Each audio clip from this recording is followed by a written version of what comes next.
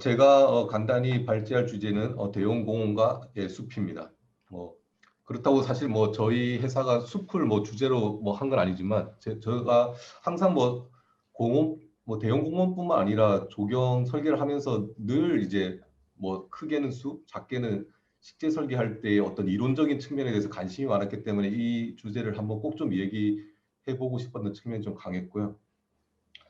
그래서 대형 공원을 이제 설계하게 되면 중소공원에서는 가지지 못하는 어떤 규모의 가능성이라든지 여러 가지 이유로 이제 나무가 우거진 숲을 반드시 포함시키게 되는 것 같습니다. 근데 이제 물론 숲이라고 하면은 이제 다들 아시겠지만 여러 가지 기준에 의해서 다르게 정의 내려질 수 있고 굉장히 포괄적인 개념이고 공원에서의 기능도 환경, 생태, 문화, 역사, 경관, 나아가서 경제적으로도 아주 다양하게 의미를 가질 수 있다고 생각이 됩니다. 그러니까 대형 공원이 이제 또 아까 전에도 말씀드렸지만 뉴욕에 위치한 센트럴 파크인지 아니면은 춘천과 같은 중소도시에 위치해 있는지 그리고 대형 공원이 하천 주변에 있는지 바다 옆에 있는지 산과 들판 옆에 있는지에 따라서 굉장히 그 복잡한 컨텍스트에서 도입되는 숲이 달라질 수 있다고 저는 생각이 되거든요.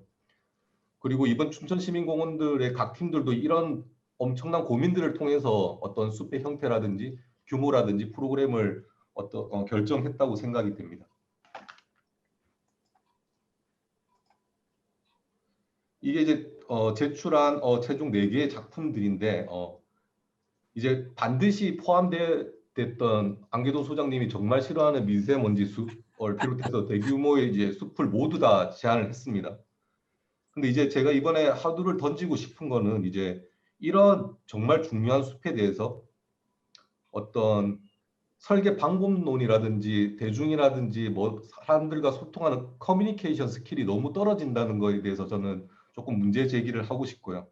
이제 많은 조경가들이 숲을 설계할 때 머릿속으로는 계속 상상을 하고 이게 생태적으로 어떤 기능을 할지 공간에서 어떻게 보일지 그런 상상을 통해서 다들 설계를 하셨겠지만은 이제 제한되는 설계안을 보면은 굉장히 개념적이거나 추상적인 단어, 문화의 숲, 예술의 숲, 치유의 숲, 생태의 숲 이렇게만 이렇게 머무르는 경우가 대부분인 것 같습니다.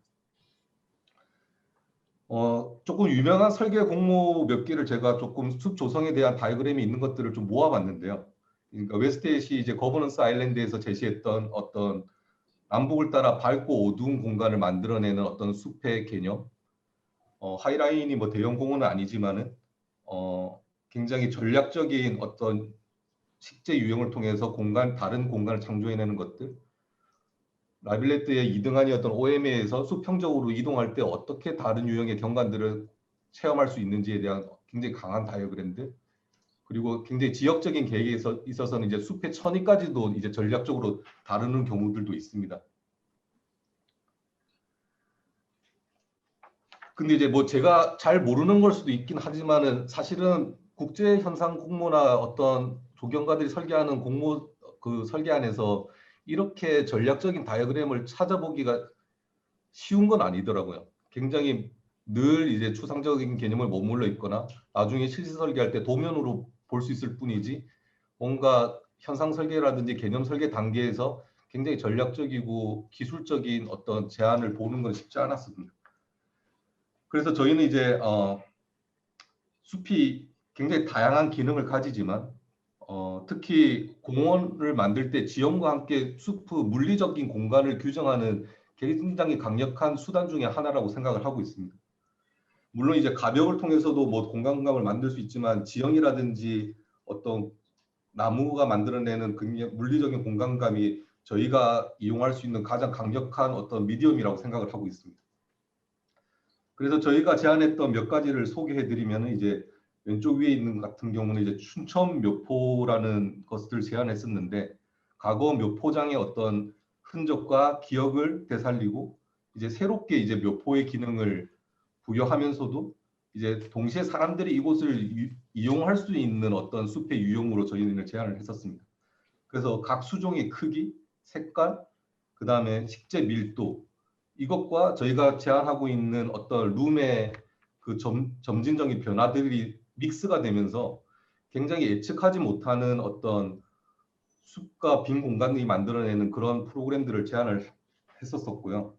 그 아래에 있는 이제 소셜 포레스트 같은 경우는 이제 동선 이용량에 대한 데이터를 분석을 하고 그것을 이제 컴퓨터 프로그램 그래스허퍼라는 것을 이용해서 계속 이제 시나리오를 테스트하면서 사람들이 접근이 가능한 곳에는 조금 넓은 오프닝과 퍼블릭한 어떤 오프닝이 있는 숲을 조성하고 접근이 조금 어려운 곳에서는 작은 오프닝과 굉장히 프라이빗한 어떤 공간을 형성하는 숲을 제안하기도 했었습니다.